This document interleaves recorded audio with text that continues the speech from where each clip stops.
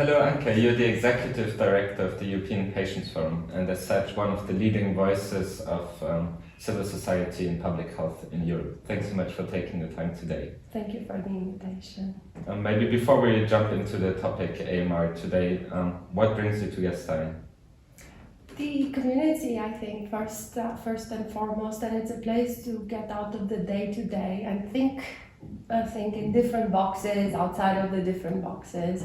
Enjoy the nice cold, fresh air of the morning and the beautiful sun of the afternoon, and have an opportunity to think about bigger things, important things, and take a global perspective to health.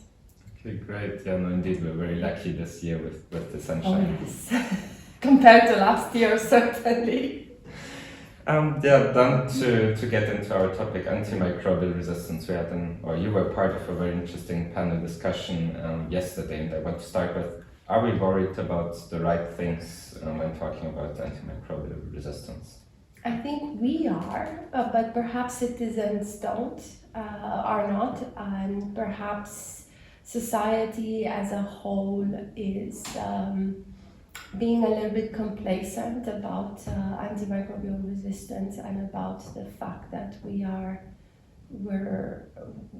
seeing an erosion of one of the pillars of modern surgery and modern medicine, of very, very crucial treatments.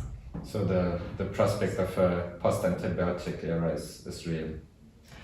I think we should not underestimate the risk, indeed, and I think it's really important that we raise awareness of the importance of these medicines that are taken for granted, and the reality of this risk that is also somewhat taken for granted. By now we're assuming that you visit the hospital, you have surgery, you have a high risk of infection, and we shouldn't really assume that.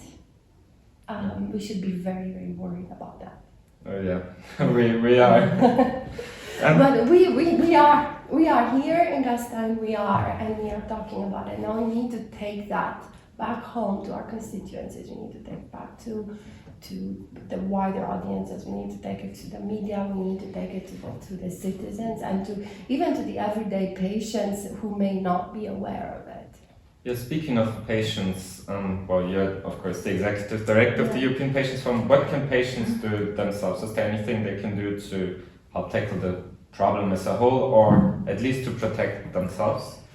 I think it's important not to assign too much to individual behavior in this case, because it's not like you can negotiate with a bug, right? It's important in healthcare settings to practice good hygiene, but that you have to do anyway. It's important to have a sort of mindful approach to potential infection, but and this is patient on the surgery table, on the operating table, there's not much that patient can do.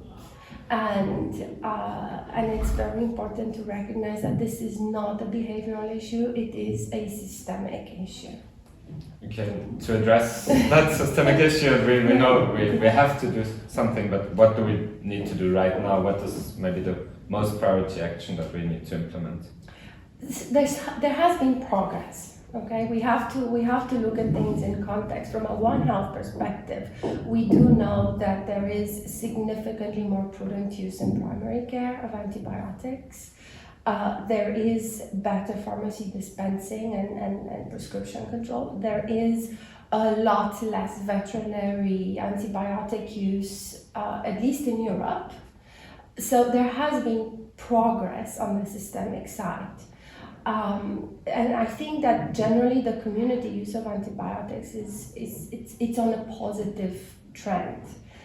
Not to say we have to get complacent, but now the problem is really in intensive care units, it's in hospital wards, it's in the operating rooms. So here there is a need for, I think, three things. One is as ever careful dispensing, hygiene, and like these hospital infection control measures. The second one is the availability of existing antibiotics, which is limited. They need to be available as treatment and prophylaxis options. And the third thing is we need to have a plan in place, because every use of antibiotics can trigger resistance. Every use, proper, improper use, all use can trigger evolution of bacteria, it's nature. And it's really important that in addition to availability of antibiotics, which again, we shouldn't take for granted because it's really not very good, we have to have a pipeline of plan Bs, of alternatives. So it is important to continue developing antibiotics because nature doesn't rest. No, indeed. And we need to, I have a lot of respect for evolution, so it's what brought us here. No, indeed. Well, to zoom a bit out and to come back to the question of access that you mentioned also, are we moving in a direction where functioning antibiotics will only be available to high-income countries, even within the EU, maybe limited to those countries who will be able to pay up? I think that's a question that pertains to antibiotics, but not just to antibiotics. Ability to pay is unfortunately one of the factors in availability of medicines. I really hope not, because we're talking about infectious diseases, and if we don't ensure wider, equivalent, global access to infection control, then we are leaving parts of the world uncovered where the next bug is going to come from. So it really is very self-defeating to not work towards global antibiotic access. Okay, well, let's move on that road together. Well, thanks so much. Thank you. For taking the time. I hope you enjoy the rest of this time. Thank you, I will. And well, continue the fight. Well, fight, yes, dialogue. Constructive dialogue. Thank you. Thank you.